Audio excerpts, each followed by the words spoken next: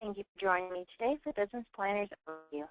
Today we'll be covering the transportation module. We're going to start off with a quick overview of the architecture, and then we'll go into the features of the transportation module. The architecture of this module will include a workbench. This is going to pull your alerts from the system. It'll also integrate with Outlook to pull your calendar information. You'll have an administration section, which is going to be for basic setup. Everybody will have access to this. This is a super user section. You'll also have a report section, which will give you access to some generic reports. It'll also give you access to our query designer, which will give you the ability to make some customized reports. And the final part of our architecture is our dashboards, which will give you a visual real-time representation of what data you have in the system.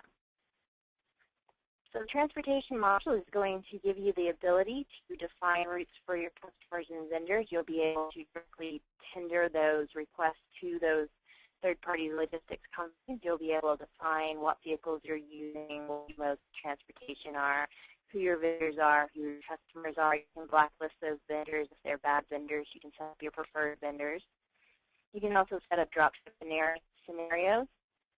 You'll be able to set up your inbound and outbound shipment variants and be able to actually schedule those variants. You'll be able to do your transportation planning and view your vehicle details. You'll also have full tracking through the system, and it'll also link all your delivery documents, and you'll be able to do your bulk processing.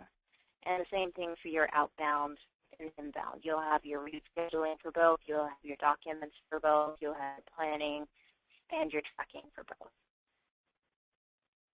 That concludes our session today on the transportation module. Thank you for joining.